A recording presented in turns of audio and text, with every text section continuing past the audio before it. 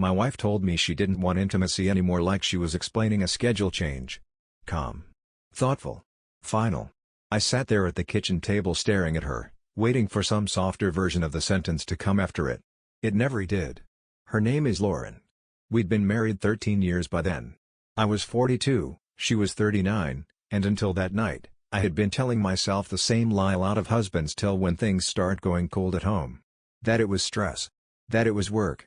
That if I stayed patient and didn't make too much noise about what I was feeling, whatever had gone quiet between us would eventually come back. From the outside, our marriage still looked solid. That was the word I always used. Solid. We paid bills on time. We remembered birthdays. We hosted holidays without embarrassing ourselves. We texted about groceries, errands, and who was picking up dry cleaning. No screaming matches. No public scenes. No obvious disaster. But there's a kind of marriage that stays functional long after it stops feeling alive. I just hadn't admitted yet that ours had become one of those. Lauren hadn't gone distant all at once. It happened slowly enough that I adjusted to each new version of it before I fully accepted the last one. First she got busier. Then more tired. Then less affectionate in all the little ways that are easy to dismiss when you love someone and don't want to sound insecure. A kiss became a peck. A hug became brief. If I touched her in passing, she reacted like I had interrupted something instead of reached for my wife. At first I told myself that was adulthood. She worked in marketing for a regional home design company, and her job seemed to get more demanding every few months. There was always some client event, some campaign problem, some last-minute issue that somehow became her emergency. My own work wasn't exactly light either. I manage vendor operations for a medical supply group, which means people usually notice me only when something is already going wrong. So I gave her grace. Then I gave her more. By the time I finally brought it up, we had already spent months moving around each other like polite roommates with shared paperwork. That Friday night, I asked her if we were okay. I didn't accuse her. I didn't make it dramatic. I just told her I felt distance. I said I missed us. I asked if she was stressed, unhappy, upset with me, or carrying something she hadn't known how to say. Lauren listened in that composed way she had gotten very good at. Hands around a glass of water. Eyes steady. Voice even before she had even spoken. Then she said she had been trying to figure out how to tell me this without hurting me. My stomach dropped right then. Then she told me she didn't want intimacy anymore. Not right now. Not for a while. Anymore. I asked what she meant because I thought maybe there was context coming that would make it smaller. A hormonal issue. Stress. A rough phase. Something painful but temporary. Something we could work through together. But Lauren shook her head and said she had changed. She said that part of her life just didn't matter to her anymore. That she didn't crave it. Didn't miss it. Didn't want to keep having these quiet cycles where I acted like something was wrong just because she no longer needed what I needed. She said intimacy wasn't the center of love. That marriage was supposed to deepen past that. That maybe I was still placing too much importance on something that naturally fades.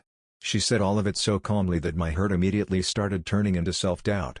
That was what got me. She made it sound like maturity.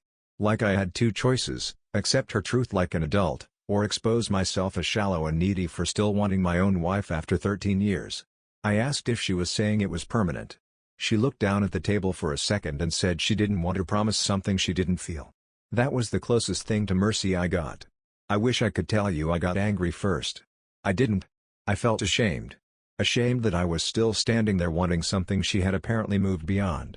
Ashamed that part of me immediately wanted to become easier to live with so I wouldn't lose even more of her than I already had. That's what rejection does when it comes wrapped in calm language. It doesn't just hurt. It recruits you into helping explain why you should accept it. The next few days changed the house for me.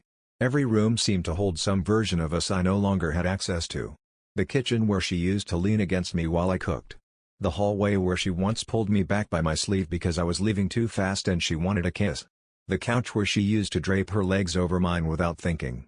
Once somebody tells you they're done wanting that part of your life together, old memories stop comforting you. They start accusing the present. Lauren, meanwhile, seemed lighter. Not happier exactly. Just relieved. That was one of the first things that really bothered me. It felt like saying it out loud had removed a burden from her life. She no longer had to dodge conversations or manage expectations. She had made the announcement, and now I was supposed to reorganize myself around it. Because I loved her, I tried. I stopped reaching for her automatically. No hand at the small of her back in the kitchen. No touch on her knee during a movie.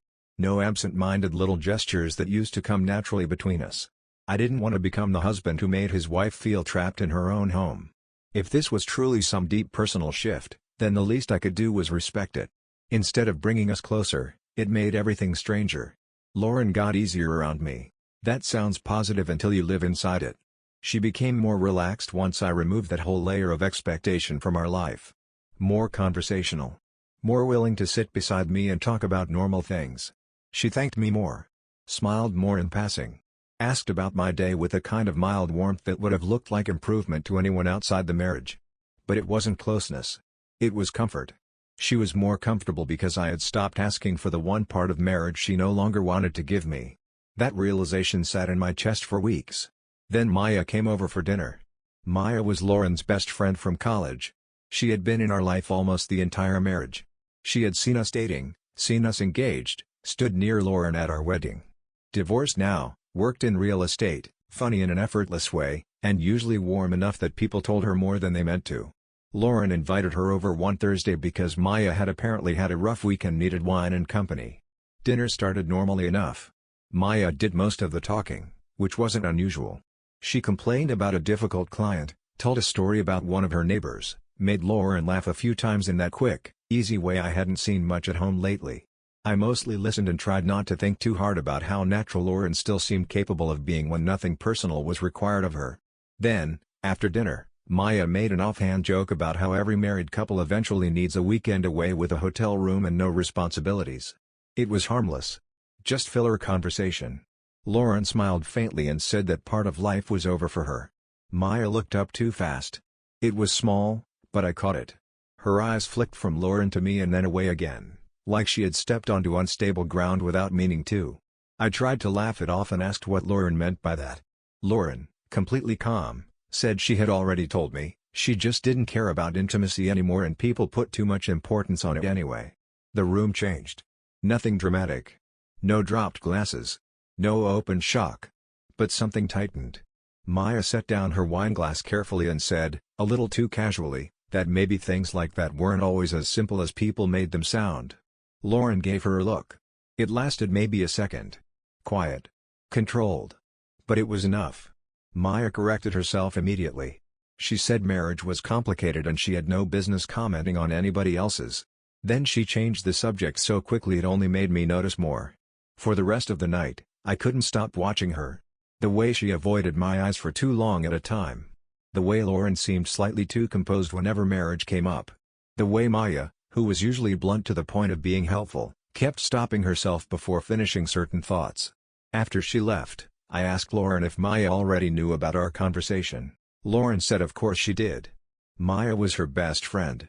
I asked if Maya agreed with her. Lauren shrugged and said Maya was more emotional about everything than she was. That should have ended it. Instead it did the opposite. Because Maya had not looked emotional. She had looked guilty. And once that idea got into my head, I couldn't get it back out. After that dinner with Maya, I started paying attention in a way I hadn't before. Up until then, most of my energy had gone into surviving what Lauren had told me. I was still trying to adjust to the new terms of my own marriage without looking pathetic inside them. I was still trying to act mature, understanding, respectful. Even Maya's strange reaction that night didn't immediately make me suspicious in a sharp way. It just unsettled me. It gave shape to a discomfort I had already been living with. But once I saw guilt on her face, I couldn't go back to pretending Lauren's explanation was complete. The next few days, I kept replaying that moment in my head. Not just Maya looking at me too quickly.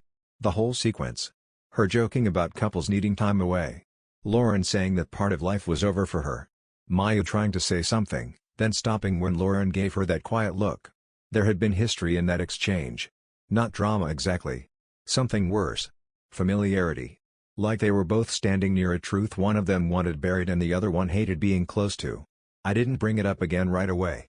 That was partly pride. I didn't want Lauren thinking I was so rattled by one awkward dinner comment that I was building conspiracy theories around her best friend's face. But it was also caution. The more I thought about it, the more I realized I did not actually know what Maya's guilt meant. Maybe she felt sorry for me, nothing more. Maybe Lauren had vented to her about our marriage in a way that made me sound weak or clingy or unable to accept change.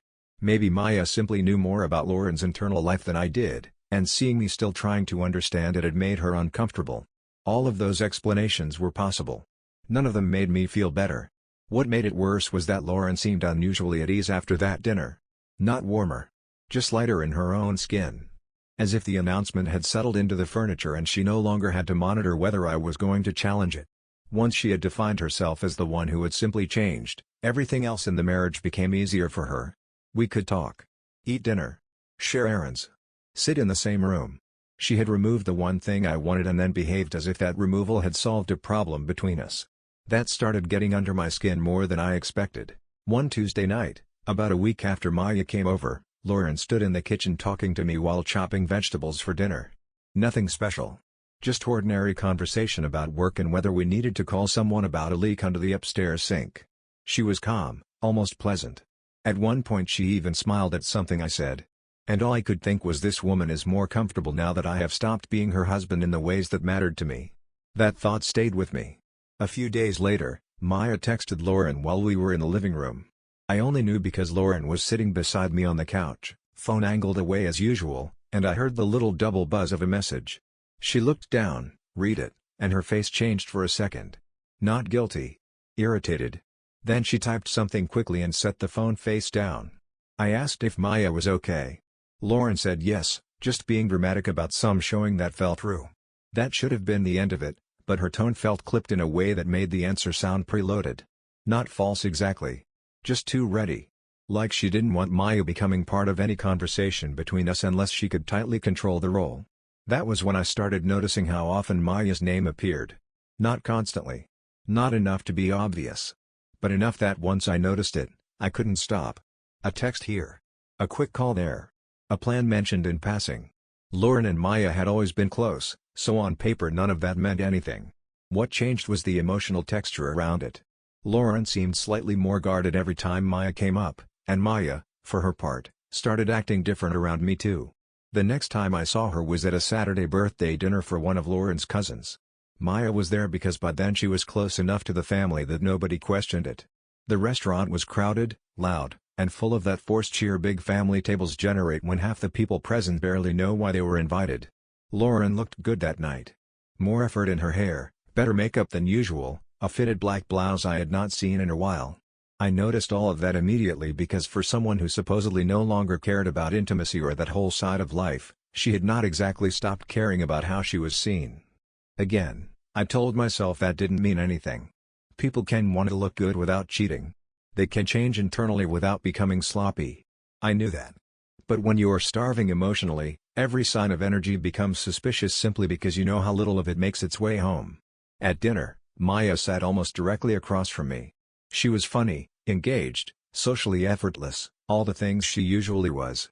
But every time Lauren drifted near one of her little speeches about maturity or how people should stop expecting marriage to stay in its early phase forever, Maya went quiet. It happened twice that night. The first time, Lauren was talking to one of her cousins about relationships and said something about how people confuse passion with stability. She laughed lightly and said some women eventually realize peace matters more than desire. Maya lowered her glass and stared at the table for a second. The second time, somebody joked that married people with no kids must have all the time in the world for each other, and Lauren said, again with that same easy calm, that people exaggerate how much intimacy matters after a certain age. This time Maya actually glanced at me. Not long. Just enough. Then she looked away. That look stayed with me the entire drive home. I did something I had not done in a long time after that. I asked Lauren directly whether she had been talking to Maya about us in detail. Lauren, half turned toward the bathroom mirror while removing an earring, said of course she had talked to Maya. Maya was her best friend. I asked what exactly she had told her. She said the truth. I asked if the truth was that she no longer wanted intimacy at all, or that she no longer wanted it with me. The room went still. Lauren turned and looked at me in the mirror first, then directly. Her expression didn't harden, which almost would have been easier. Instead she looked tired. Controlled. Like I had forced her to revisit something she considered settled. She asked why I would say that. I told her because every time the subject came up around Maya, she reacted like there was more to the story than I had been given. Lauren let out a breath and said I was reading far too much into people's faces because I was having trouble accepting what she had already told me. Then she said Maya was probably just uncomfortable because she felt bad for both of us. Bad for both of us. That phrase should have reassured me. Instead it only made me think about the way Maya had looked at me that first night. It had not been generic pity. It had felt more specific than that. More burdened. After that conversation, Lauren became slightly cooler for a few days. Not icy. Just more polished. Like me questioning the narrative had reminded her that I was not fully housebroken into acceptance yet. Maya, on the other hand, started seeming almost nervous around me. The clearest moment came the following Wednesday. Lauren was running late at work, so Maya stopped by to drop off a serving platter she had borrowed weeks earlier. I opened the door expecting a quick exchange. Instead she stood there holding the platter with both hands, smiling too brightly, like she had rehearsed being casual on the drive over. I invited her in because it would have been weirder not to. She stepped into the kitchen, set the platter on the counter, and made the usual small talk. Work. Weather. A neighbor of hers who was apparently impossible. But she was off rhythm the whole time. A little too fast in her replies. A little too careful around silences. Finally I asked if she wanted coffee. She said yes. That was when the strange part happened. While I was pouring it, she said, without looking at me, that Lauren had always been complicated about admitting what she really wanted. The sentence landed so oddly I actually stopped moving. I asked what she meant. Maya looked up like she had surprised herself. Then she laughed, but there was no ease in it. She said she just meant Lauren had always been stubborn and bad at hard conversations. Then she added that every marriage goes through phases and sometimes people say things in extreme ways when they're confused. I handed her the coffee and watched her take it with both hands. My pulse had changed by then. Because that was the first time anyone had suggested Lauren might not be telling the truth as simply as she claimed. Not directly. Not enough to confront. But enough that I felt something in me sharpen. I asked whether Lauren was confused now. Maya's face changed. Just for a second. But it changed. Then she said she really shouldn't be in the middle of anything and took a sip of coffee that was obviously too hot, almost like she needed the physical distraction. A few minutes later, Lauren came home.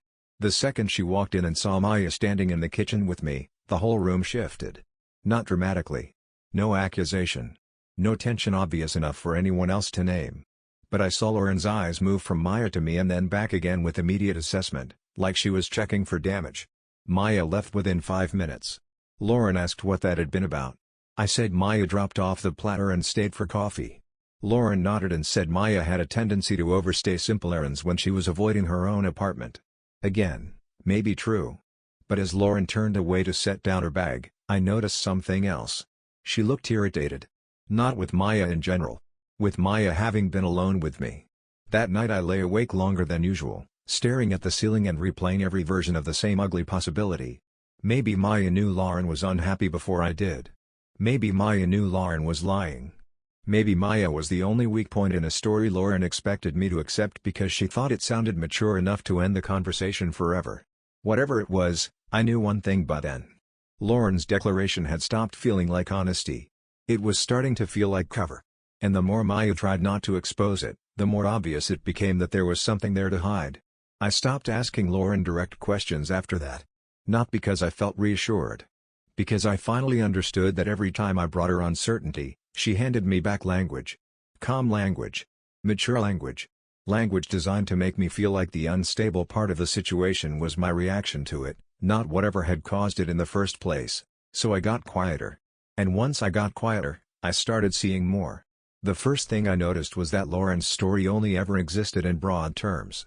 She didn't want intimacy anymore. She had changed. Marriage deepens past passion. People put too much importance on that side of life. Everything she said was philosophical, almost abstract. But her actual behavior was never abstract. It was specific. Timed. Selective. Certain days she came home flatter than usual, moving through the house like she wanted to leave no emotional fingerprints anywhere. Other days she had a strange, contained brightness, like some private current was still running under her skin. She was never warm with me exactly, but she was not always empty either. And once I started paying attention to that difference, I couldn't stop. Maya became part of the pattern too. Not just because of the awkward looks or the unfinished sentences. Because after that kitchen coffee incident, something shifted in her. She started texting Lauren more often, or at least more visibly. Lauren's phone would light up, she'd glance down, and I would catch that same brief irritation I'd seen before. Not panic. Not surprise. More like someone being reminded that a loose thread still existed. One Friday evening, Lauren was in the shower and her phone buzzed twice on the bathroom counter. I wasn't snooping. I was shaving at the sink. But the screen lit up bright enough for me to catch the name before I looked away. Maya. The message preview only showed a few words. Did you tell him? Then it disappeared. My whole body went cold. I stood there staring at my own reflection in the mirror, razor still in my hand, while the shower ran behind the curtain. Maybe it was harmless. Maybe it was about dinner plans, about me knowing Maya had dropped off the platter, about some family thing. There were 100 ways to explain the beginning of a sentence. None of them felt right. I finished shaving, left the bathroom, and sat on the edge of the bed pretending to scroll through email until Lauren came out. She checked her phone almost immediately. Not casual. Immediate. Her face hardened for half a second, then smoothed over. I asked if Maya was okay. Lauren said yes, just dramatic as always. Then she set the phone face down and asked me whether I wanted to order takeout or eat leftovers. That was what drove me crazy. The abrupt normalcy after every tiny crack in the story. It was like living in a house where the walls made noises at night and everyone agreed to discuss the weather instead. The next morning, I did something I hadn't done before. I started writing things down. Maya's reaction at dinner. The coffee comment about Lauren being bad at admitting what she wanted. The text preview. Lauren's irritation when Maya had been alone with me. I needed to see whether this was actually becoming a pattern or whether my mind was just looping around the same handful of suspicious moments because I was hurt and looking for structure. Once I started listing them, it got worse. Because there was structure. Maya's discomfort rose every time Lauren repeated her speech about being done with intimacy. Lauren's composure sharpened any time Maya was nearby. And threaded through all of it was this quiet sense that Maya was not protecting herself. She was protecting Lauren from something that kept almost reaching me. That realization changed the investigation for me. Up until then, I had been thinking like a husband trying to figure out his wife. Now I started thinking like a man standing near a secret held by two women, one deliberately and one unwillingly. A few days later, I got the first concrete inconsistency. Lauren told me she was meeting Maya on Tuesday night for drinks after work. She said Maya had another client horror story and needed to vent. Fine. Normal. Predictable enough that I nodded and didn't ask anything else. But around 8:30, while Lauren was still out, I got a text from one of Maya's real estate contacts, a guy named Ron I'd met twice at parties. He had accidentally sent me a group message reply meant for someone else, apologizing for being late to Maya's open house debrief. That by itself meant nothing until I looked at the timestamp. Maya had apparently been working an event across town at the exact time Lauren said they were together. I sat there with my phone in my hand, heart beating too hard for something that still wasn't proof. Could Maya have finished early? Sure. Could Lauren have met her afterward? Also sure. But when Lauren got home just after 10 and I asked how Maya was doing, she answered too fast. She said exhausted. Angry at clients. Same as always. I asked where they went. She named a wine bar downtown. I asked if Maya's open house ended okay. Lauren froze. Not dramatically. Just a brief, unmistakable break in motion while setting down her keys. Then she asked what open house. I said Ron had accidentally texted me about it. Lauren recovered quickly. Too quickly. She said Maya must have gone there before meeting her and forgot to mention it. Maybe. But the answer sounded assembled, not remembered. That night I added another line to my notes. Lauren lies more smoothly than she explains. The more I watched, the more I realized that was true. Her explanations were always broad and thoughtful. But when details suddenly mattered, she moved fast. She filled space. She adjusted in real time. And once you notice that, you start hearing the machinery inside ordinary conversations. By the end of that week, I had become obsessed with one question. What exactly did Maya know? Not whether Lauren was unhappy. That part was obvious. Not whether Lauren had changed. People do change. The question was narrower and uglier than that. Was Maya reacting this way because she knew Lauren's loss of interest wasn't real? Or because she knew where that interest had gone? I hated how much that thought affected me. It wasn't just jealousy. It was humiliation. The possibility that I had spent months shrinking myself around some noble-sounding explanation while another person somewhere was getting the version of Lauren she kept telling me no longer existed. The opportunity came the following Sunday. Lauren was at her sister's baby shower for most of the afternoon. I had bowed out because I barely knew half the extended family and didn't have the energy for performative small talk. Around 1:30, Maya called me. Actually called. That alone was strange. Maya usually texted. When I answered, she sounded distracted. She asked whether Lauren had left a blue gift bag at our house by accident because she couldn't find one of the shower gifts in her car and thought maybe they had mixed things up during loading. I checked the dining room, found it almost immediately, and said yes, it was here. Maya exhaled in a way that sounded more relieved than the situation called for. Then she asked whether I minded if she swung by to pick it up since she was only 10 minutes away. I said sure. The second I hung up, I felt my pulse change. Not because I thought she was coming over to confess some giant secret. Because by then every unsupervised minute with Maya felt like standing near a door that kept almost opening on its own. She arrived 20 minutes later looking tired and a little unsteady in a way that had nothing to do with alcohol. More like emotional fatigue. She came in, thanked me, picked up the bag, and should have left. Instead she lingered. I asked if she wanted water. She said yes. So there we were again, in my kitchen, with too much unsaid between us and both of us pretending that wasn't what was making the room feel smaller.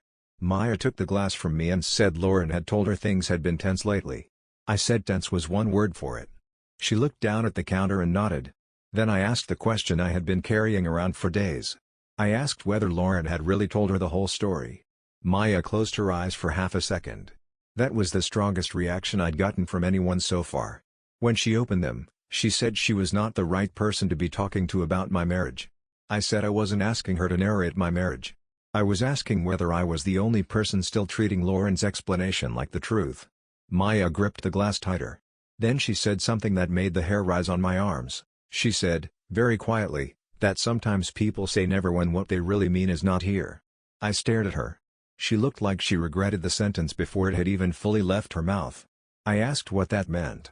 Maya shook her head immediately and said she shouldn't have said anything. That she was upset, tired, overstepping. She reached for the gift bag like she could physically end the conversation by picking up an object. I stepped closer, not threatening, just desperate enough that I probably looked it. I asked if Lauren was seeing someone. Maya didn't answer. But she didn't say no either. That silence was louder than anything she could have told me. Then she whispered that she had tried not to get pulled into the middle of this and that Lauren was supposed to tell me what mattered herself. Supposed to. Not would. Not should. Supposed to. I asked who it was. Maya shook her head harder this time, eyes suddenly wet. She said she wasn't doing this. She said if Lauren hadn't told me, then it was not her place. Then she grabbed the bag and walked toward the door so fast I had to move out of the way. At the threshold, she turned back once. And that was the moment that told me everything had already gone further than I wanted to believe. Because she looked at me with pity, yes. But also with guilt. The kind of guilt people carry when they have watched someone live inside a lie too long. Then she left. I stood there in the entryway listening to her car pull out, my whole body buzzing with the kind of dread that feels almost electrical. I didn't have a name. I didn't have proof. But I had something worse now, a shape. Lauren's "I don't want intimacy anymore" was no longer a painful truth I was trying to respect. It was a curtain. Maya had just lifted it enough for me to see a light behind it. And once you know there's something behind the curtain, you stop mourning what was lost. You start hunting for who it was lost to. I didn't confront Lauren the second Maya left. That was the first thing I got right. A few months earlier, maybe even a few weeks earlier, I would have gone straight to anger. Straight to questions. Straight to that desperate, half-broken version of honesty where you throw what little you know at the person already controlling the story and hope guilt does the rest. But by then I understood Lauren too well. If I confronted her with only Maya's sentence and that silence at the door, Lauren would do what she always did. She would widen the conversation until the point disappeared inside it. She would talk about emotional nuance, about marriage being complicated, about me forcing certainty onto a situation that wasn't simple enough to hold it. And somehow, by the end of it, I would be the one defending why I had reacted so strongly to something that technically had not yet been said out loud. So I stayed quiet. And that quiet changed me. For the rest of that Sunday, I moved through the house like a man carrying glass in his chest. Every normal sound seemed too loud. The dishwasher. The dryer upstairs. A car door outside. I kept hearing Maya's voice in my head. Sometimes people say never when what they really mean is not here. Not here. Not in this house. Not in this marriage. Not with me. That was the shape now. And once a thing has shape, your mind starts building the body around it whether you want it to or not. Lauren came home from the baby shower around 5:30 carrying a foil tray of leftover cupcakes and a brightness in her face that vanished the second she saw mine. She asked if I was okay. I said I was tired. She studied me for half a second, like she was deciding whether to trust that answer, then set the tray on the counter and started talking about her sister's relatives the way people do when they want the room to feel normal before they test whether it actually is. I nodded where I needed to. Asked the right small questions. Played along. At one point she asked whether Maya had come by for the gift bag. I said yes. That was all. But I saw it. The shift. Tiny, almost invisible, but real. Her eyes held on me a fraction too long, her body going just slightly still before she reached for a glass from the cabinet. I asked whether the shower had been good. She said fine. Then she asked whether Maya had stayed long. I looked at her and said, not very. Lauren nodded once. And just like that, I knew she knew something had changed. The next 2 days were unbearable. Lauren got more careful. Not dramatically. She didn't start hiding her phone in another room or inventing sudden emergencies. It was subtler than that, which somehow made it worse. She became even calmer. More polished. More attentive in the most superficial ways. She asked whether I wanted anything from the store. She remembered to forward me an email about a contractor we had been waiting on. She touched my shoulder once while passing behind my chair and the contact was so brief and strategic it almost made me laugh. It wasn't affection. It was temperature control. She was checking the room. And because she was checking the room, I knew there was something in it worth checking for. Tuesday night, I stopped waiting. Lauren told me she had to stay late after work because her team was preparing materials for a client presentation the next morning. She sent the text around 6:15. Short. Practical. No extra detail. She'd grab something to eat while she was out. I read it twice and sat there at the kitchen island with my car keys in front of me. This is the part where I should probably tell you I hated what I was becoming. I did. I hated that I was now the kind of husband staring at a text and calculating whether to follow it. Hated that my marriage had narrowed into timing, tone, and whether a lie felt too smooth. But dignity only feels available when the truth arrives cleanly. Mine hadn't, so I drove downtown. Not to her office. To the restaurant district 2 blocks away from it, the place where client dinners and after-work drinks usually happened. If she was telling the truth, I would probably feel stupid and go home. If she wasn't, I was done being the last person in my own life to know it. I parked across from a row of restaurants and sat there with my headlights off, watching people come and go through the windows and doorways. Office groups. Couples. 2 women sharing a bottle of wine. Men in loosened ties laughing too hard at nothing. I felt ridiculous. 42 years old, sitting in a car, waiting to see whether his wife's version of adulthood had room for one more lie. At 7:04, I saw Lauren. She was walking down the sidewalk in the dark green blouse she had worn to work that morning, but with her hair down now instead of pinned back. She looked alert. Present. More alive than she ever looked coming home to me lately. And she was not alone.